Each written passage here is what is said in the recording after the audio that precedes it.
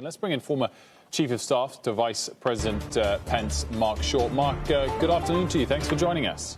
Will, thanks for having me on this afternoon. Want to get to stimulus in just a moment and other latest developments in Washington, but wanted to start with the final days of the Trump administration. You were, in fact, barred from the White House at one point because of the stance the vice president took towards the president. I wondered how that left you feeling as you left the White House at the administration end. Were you a supporter of the administration or a critic?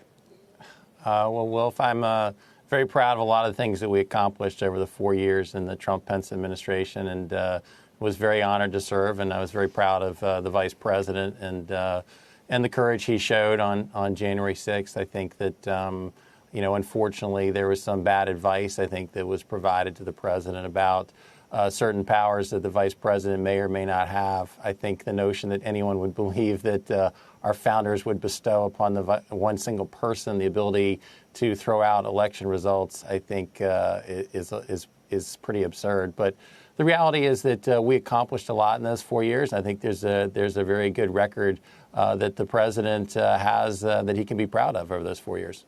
To your point about those final days and weeks, if it is the case that the vice president and his team, yourself included, showed courage in standing up to the president around January the 6th, do you regret not showing that courage a little earlier in the weeks ahead when it was clear that the result? I mean, were you showing it behind the scenes and counseling the president to stop challenging the result of the election? Well, Wilf, I think that the vice president was very clear with the president throughout the process about what he believed his functions under the Constitution would allow. But to be clear, I think that when I say the vice president's courage, it was in that moment when, despite people attacking the Capitol, the vice president never vacated the Capitol. He stayed there, was in constant communication with the leadership, and said, we're going to finish the vote and the work of the American people tonight. And he was one of the leaders in making sure that there was not a delay and that the various protocols were followed and that the Senate and House came back together and completed work that night, roughly about 4 a.m. So I think that's the courage that I'm speaking of.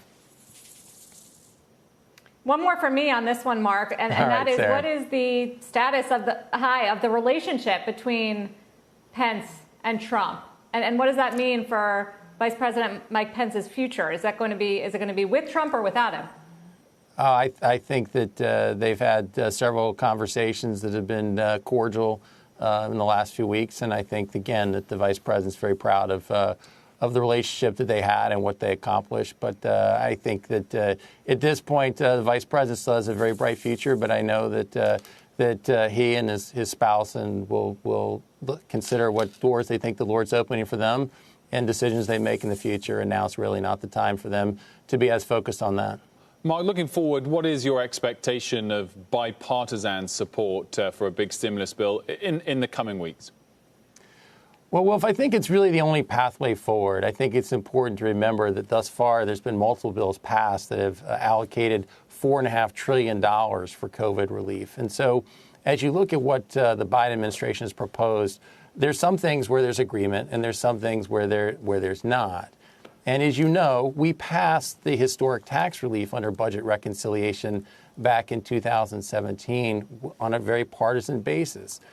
But it's hard to see how many of the things in the Biden plan can muster approval through budget reconciliation. In other words, a Senate parliamentarian would say raising the minimum wage to $15 probably doesn't fit under a budget reconciliation. So a lot of the more controversial elements of their plan will likely fall out anyways. So really their only pathway forward is to find a way to partner with Republicans to get 60 votes.